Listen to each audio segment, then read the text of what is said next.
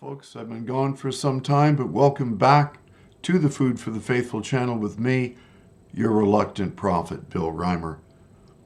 I honestly didn't think I'd be able to do this today, but I had my wife pray for me, and some of the weight lifted from me. Although that postmodern poster boy, Justin Trudeau, can only be held accountable for the things he himself has done. His sins are so manifold that they cannot be enumerated. He has successfully managed to create a cultural Marxist revolution that has managed to tear down the very foundations of who and what we are as a nation.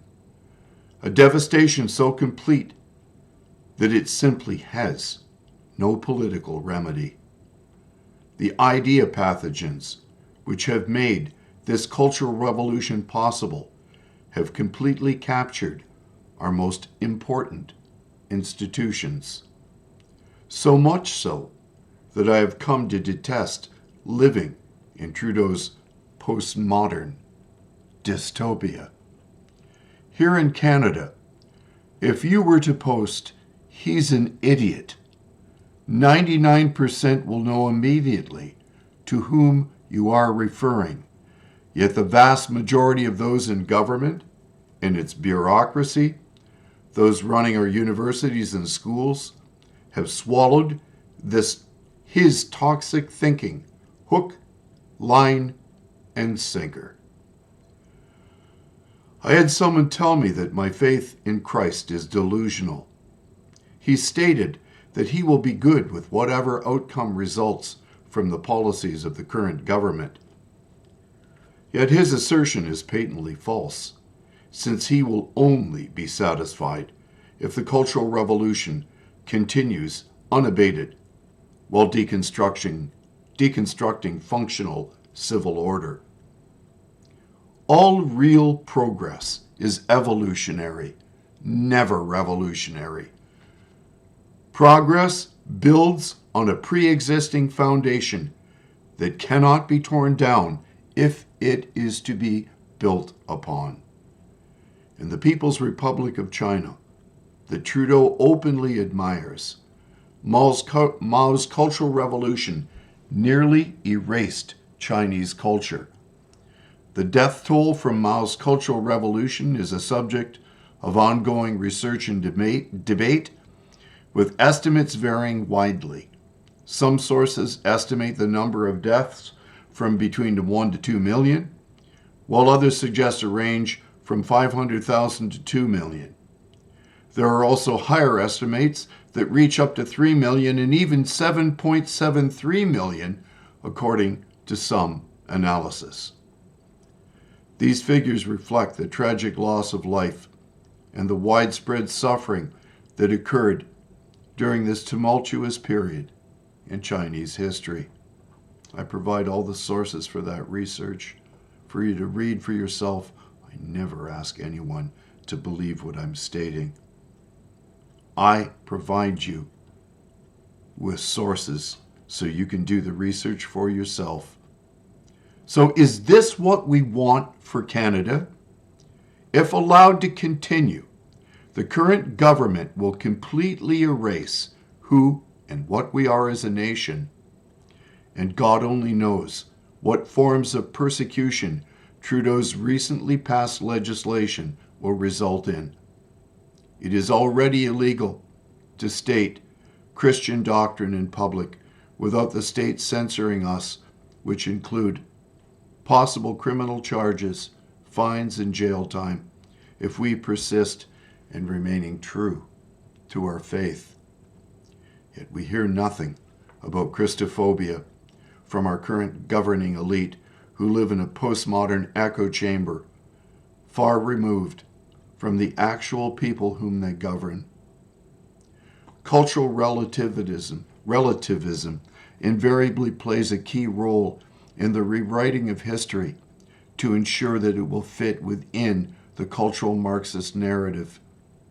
We were in Niagara last weekend, where Jordan is a favorite destination for boutique shopping and to take lunch at an old haunt of mine, known as the Jordan Hotel. In the 1790s, Mennonites from Buck County, Pennsylvania, immigrated to what was then Upper Canada to establish a Mennonite settlement in Jordan.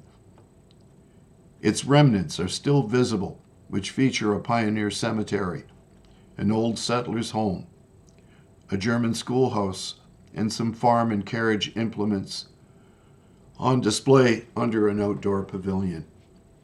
The Mennonites were renowned for their pacifism and their work ethic, and have traditionally prospered wherever they settled, which is why Niagara still has a significant Mennonite community to this day. North America is the first place where these Protestant dissenters were able to live without fear of persecution for their faith and for their commitment to pacifism. I walked down to the site of their historic settlement to find erected in front of that, all that remains of the original settlers' community, an enormous museum dedicated to the Haudenosaunee, the Neutrals, and the Anishinaabe, stating that it was dedicated to peace despite of the fact that all these tribes had murdered one another with impunity.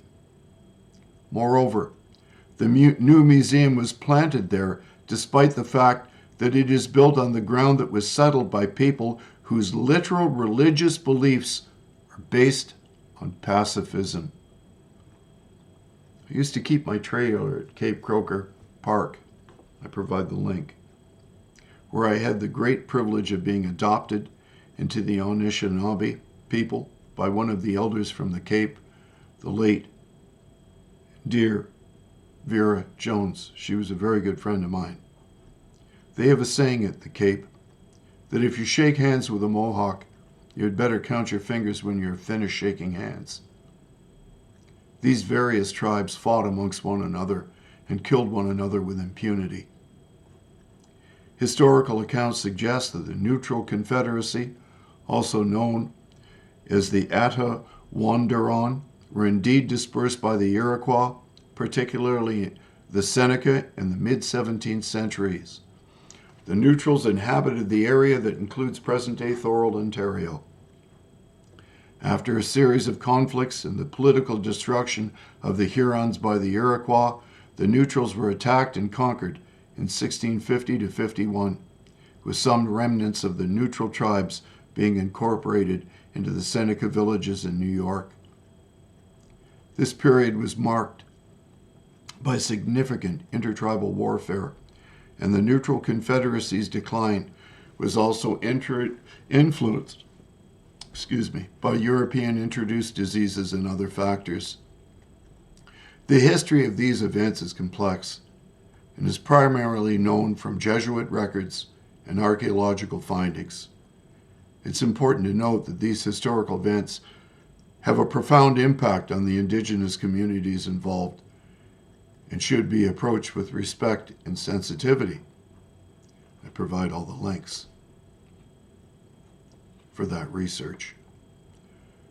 Cultural relativism and the necessary rewriting of human history exists for one purpose, namely, to further the cultural Marxist revolution being fomented by Trudeau's government.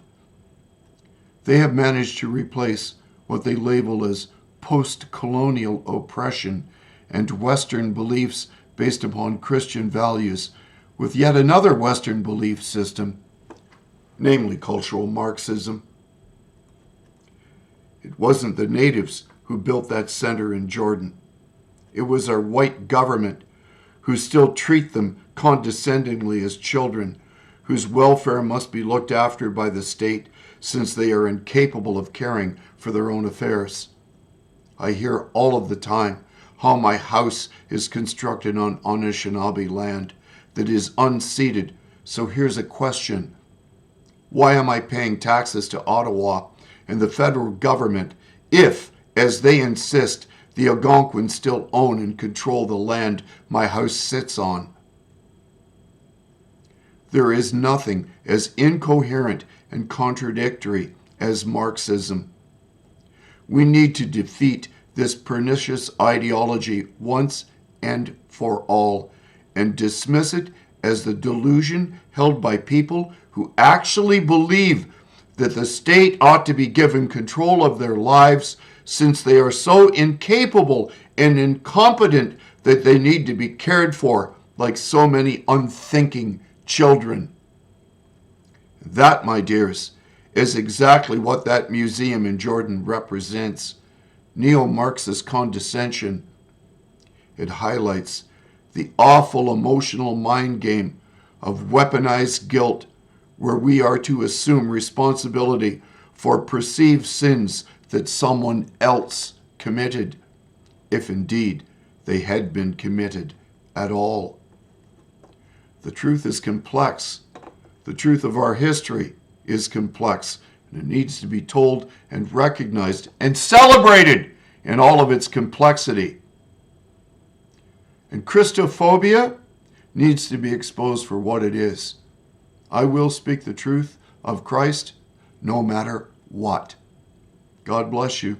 These are things to think and pray about on this April the 5th afternoon. Have a great afternoon.